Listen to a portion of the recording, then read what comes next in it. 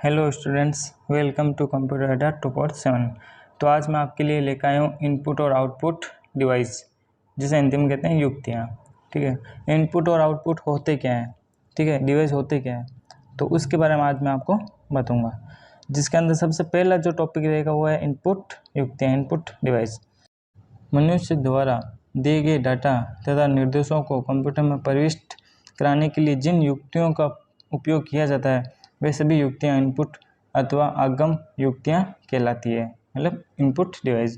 अथवा दूसरी परिभाषा भी आप लिख सकते हो, जैसे मानवीय निर्देशों को कंप्यूटर के समझने योग्य संकेतों में परिवर्तन करने के लिए जिन युक्तियों का प्रयोग किया जाता है उन्हें इनपुट युक्तियाँ कहते हैं। ठीक है, अब इसके अंदर जैसे कि कीबोर्ड, माउस, स्कैनर, जॉयस्टिक, बहुत सारे हैं। अब मैं आपको बताऊंगा जैसे एक काम कैसे करता है। ठीक है, काम कैसे होता है कंप्यूटर के अंदर। तो देखो, सबसे पहले मानवीय डाटा और निर्देश, ठीक है, फिर इसके बाद में इनपुट डिवाइस, जो अपन डाटा रहता है वो इनपुट डिवाइस में आता है, फिर वो सीपीयू के अंदर जाता है मानवीय डाटा और निर्देश बाइनरी रूप में। ठीक है, फिर वो परिणाम के रूप में कैसे आता है, आउटपुट डिवाइस के थ्रू। ठीक है, परिणाम मानवीय डाटा एवं निर्देश के रूप में, ठीक है, वो आउटपुट डिवाइस के रूप में अपन को शो करेगा। तो आते हैं इनपुट डिवाइस के बारे में। तो सबसे पहला डिवाइस है कीबोर्ड।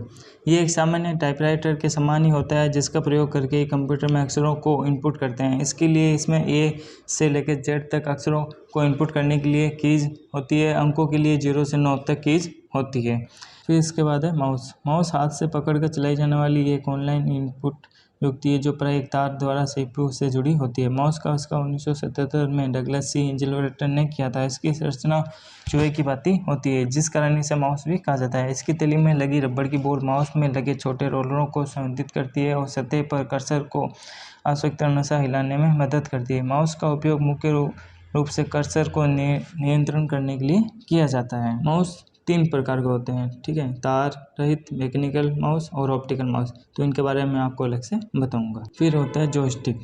कंप्यूटर पर वीडियो गेम खेलने के लिए एक विशेष इनपुट युक्ति जॉयस्टिक का प्रयोग किया जाता है। जॉयस्टिक की कार्यप्रणाली ट्रैक बॉल की तरह होती है, परंतु इसमें बॉल के स्थान पर हैंडल लगा होता है, जिसकी सहायता से खेल को नियंत्रण किया जाता है। आपको जॉयस्टिक का उपयोग तो सबने किया होगा गेम खेलने के लिए। फिर इसके बाद में आता है ट्रैक बॉल। इसकी संरचना माउस की भांति होती है, परंतु इसमें बॉल नीचे ना होकर ऊपर होती है, जिसे घुमाकर पॉइंटर या कर्सर की दिशा में परिवर्तन करते हैं।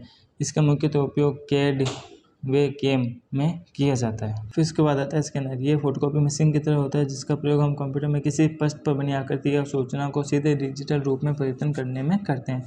इसका मुख्य प्रयोग ये है कि यूजर को आकृति या डाटा टाइप नहीं करना पड़ता है। स्कैनर मुख्य उदाहरण OMR, OCR, MICR, इनके बारे में अपन पूरा अलग से टॉपिक में आपको बताऊंगा। फिर इसके बाद आता है माइक्रोफोन। किसी भी आवाज़ को रिकॉर्ड करने के लिए माइक्रोफोन का प्रयोग किया जाता है। ये देखने में सामान्य माइक की तरह होता है, जिसके माध्यम से सूचना तथा निर्देशों को सीधे बोलकर ही इनपुट कर सकते हैं। फिर इसके बाद आता है वेबकैम। इसे तार द्वारा सीपीयू में जोड़कर एक इनपुट युक्ति के रूप में प्रयोग किया जाता है। सामान्य डिजिटल कैमरे की तरह होता है, जिसका प्रयोग इंटरनेट की सहायता से दूर स्थित किसी व्यक्ति का फोटो देखने या खींचने के लिए किया जाता है, परंतु इस प्रक्रिया के लिए दूसरे व्यक्ति के पास भी एक वेबकैम होना चाहिए जो कंप्यूटर के अंदर कनेक्ट हो। फिर इसके बाद आता है बारकोड रीडर। ये स्कैनर का एक विकल्प है, जिसका उपयोग सुपरमार्केट में मूल्य तथा डाटा को अपडेट करने के लिए किया जाता है। ये मुख्यतः वस्तुओं के ऊपर बनी सफ़ेद और काली लाइन होती है, जिसने point of sales data recording भी कहा जाता है। फिर इसके बाद आता है लाइट पेन। इसका प्रयोग कंप्यूटर स्क्रीन पर चित्र बनाने, बारकोड को पढ़ने तथा डाटा को लिखने में किया जाता है। फिर इसके बाद आता है लास्ट डिवाइस जो है टच स्क्रीन।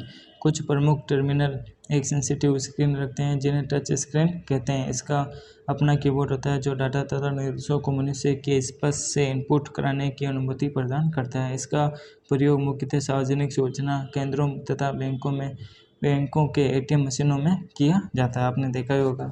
तो यहाँ पर ख़त्म होते हैं इनपुट डिवाइस। तो अपन अगला पढ़ेंगे आउटपुट डिवाइस। तो सबसे पहले अपन देखेंगे आउटपुट डिवाइस किसे कहते हैं।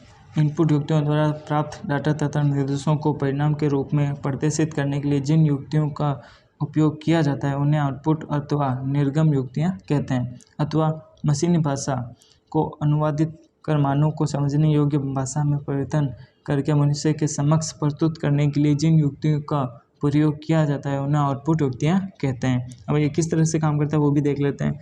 तो इनपुट युक्तियों द्वारा प्राप्त डाटा मशीन भाषा, फिर आउटपुट युक्तियाँ वो चेंज करेगी मानव के समझने योग्य भाषा परिणाम के रूप में। तो अब अपन पढ़ेंगे आउटपुट डिवाइस। तो आउटपुट डिवाइस के अंदर सबसे जो पहला है वो है मॉनिटर। मॉनिटर की संरचना टेलीविजन के समान होती है, जिसका उपयोग कंप्यूटर को यूजर द्वारा दिया गया डाटा तथा निर्देशों को परिणाम देखने के लिए किया जाता है। इसके बिना कंप्यूटर की कल्पना करना ही असंभव है। मॉनिटर को संक्षेप में विजुअल डिस्प्ले यूनिट भी कहा जाता है। अब इसके प्रकार है जो मैं आपको बोला था कि सबको अलग से टॉपिक बना के बताऊंगा। इसके बाद आता है प्रिंटर।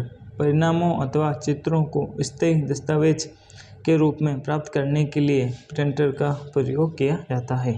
इसके बाद है स्पीकर। स्पीकर ध्वनि के रूप में यूजर को आउटपुट प्रदान करता है। संगीत या किसी भी प्रकार की ध्वनि सुनने के लिए स्पीकर का प्रयोग किया जाता है, परंतु स्पीकर का प्रयोग करने के लिए CPU में साउंड कार्ड का होना आवश्यक है। इसके बाद आता है प्लॉटर। प्लॉटर प्रिंटर का एक विकल्प है जिसका उपयोग ग्राफों तथा डिजाइनों की स्थायी प्रतिलिपि प्राप्त करने के लिए किया जाता है। सामान्यतः इसका उपयोग चिकित्सक, इंजीनियर, सिटी प्लानर आदि करते हैं। प्लॉटर मुख्यतः दो प्रकार के होते हैं, ड्रम पेन प्लॉटर और फ्लैट बेड प्लॉटर। फिर उसके बाद है इमेज प्रोजेक्टर। ये एक हार्डवेयर आउटपुट डिवाइस है जो पर्दे या बड़ी सतहों पर आउटपुट प्रदर्शित करता है। इसका उपयोग मुख्यतः बैठकों और प्रदर्शनों में किया जाता है। इसके द्वारा छोटे चित्र को बड़ा करके सरलतापूर्वक देखा जा सकता है। तो यहाँ पे कंप्लीट होता है इनपुट और आउटपुट डिवाइस। ठीक है, तो इस क्लास के अंदर मैंने आपको इनपुट और आउटपुट डिवाइस के बारे में बताया और सबके अलग अलग मैंने प्रकार भी बताया कि कौन से इनपुट डिवाइस होते हैं, कौन सा आउटपुट डिवाइस होते हैं, और इनके सबके अलग अलग कार्य भी बताए। और इस इमेज के अंदर आप देख सकते हो कि कौन सी डिवाइस इनपुट और कौन सी डिवाइस आउटपुट। तो मिलते हैं नेक्स्ट वीडियो के अंदर, और इस वीडियो को लाइक और शेयर करना। और thank you for watching this video. Thank you.